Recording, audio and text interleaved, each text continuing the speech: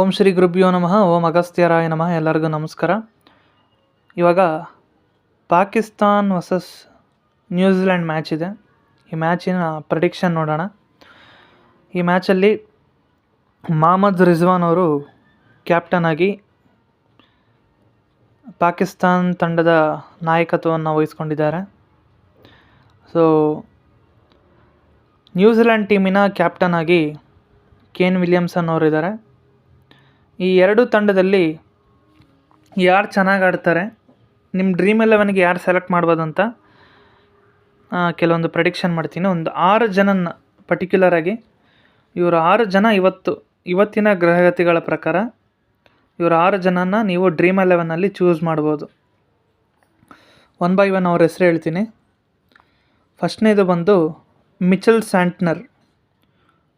Santner ಬಂದು ಚೆನ್ನಾಗಿ ಆಡ್ತಾರೆ. ಆಮೇಲೆ ನೆಕ್ಸ್ಟ್ ಸೆಕೆಂಡ್ ಪರ್ಸನ್ ಬಂದು ನ್ಯೂಜಿಲೆಂಡಿನನ್ನೇ ಎರಡನೇ ಆಟಗಾರ ಬಂದು ಮಾರ್ಕ್ ಚಾಪ್ಸ್ಮ್ಯಾನ್ ಬಂದು ಎರಡನೇ ಆಟಗಾರ. ಮೂರನೇ ಆಟಗಾರ ಬಂದು ನೇಥನ್ ಸ್ಮಿತ್. ಈ ಮೂರು ಆಟಗಾರರು ನ್ಯೂಜಿಲೆಂಡಲ್ಲಿ ಇವತ್ತು ಚೆನ್ನಾಗಿ ಆಡ್ತಾರೆ. ಇವರ ಗ್ರಹಗತಿಗಳು ಚೆನ್ನಾಗಿದೆ. ಇವಾಗ ಪಾಕಿಸ್ತಾನಲ್ಲಿ ನೋಡೋಣ ಯಾರು ಚೆನ್ನಾಗಿ ಆಡ್ತಾರೆ ಅಂತ. ಪಾಕಿಸ್ತಾನಲ್ಲಿ ಓಪನಿಂಗ್ ಬ್ಯಾಟ್ಸ್ಮನ್ ಚೆನ್ನಾಗಿ ಆಡ್ತಾರೆ. ಫಖರ್ ಜಮಾನ್ ಇವ್ರನ್ನ ನೀವು ವೈಸ್ ಕ್ಯಾಪ್ಟನ್ ಆಗಿ ಮಾಡ್ಬೋದು. ನ್ಯೂಜಿಲೆಂಡಲ್ಲಿ ನೇಥನ್ ಸ್ಮಿತ್ನ ಕ್ಯಾಪ್ಟನ್ ಆಗಿ ಮಾಡ್ಬೋದು. ಹಾಗೆ ಇನ್ನೂ 2 ಪ್ಲೇಯರ್ನ ಹೇಳ್ತೀನಿ. ಶಾಹಿನ್ ಶಾ ಅಫ್ರಿದಿ ಇವ್ರನ್ನ ಕೂಡ ನೀವು ಪ್ಲೇಯಿಂಗ್ 11ನಲ್ಲಿ ಪಿಕ್ ಮಾಡ್ಬೋದು.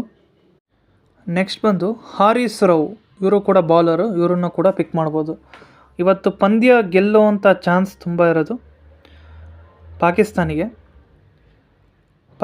ನ್ಯೂಜಿಲೆಂಡ್ ಮಧ್ಯದಲ್ಲಿ ಇವತ್ತು ಪಾಕಿಸ್ತಾನ್ ಟಾಸ್ ವಿನ್ ಆಗುತ್ತಾ ನೋಡಿದ್ರೆ, ಈಗಿನ ಗ್ರಹಗತಿಗಳ ಪ್ರಕಾರ ನ್ಯೂಜಿಲೆಂಡ್ ಅವರು ಟಾಸ್ ವಿನ್ ಆಗ್ತಾರೆ.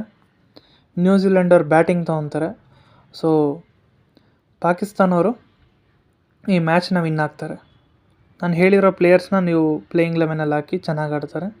Thank you.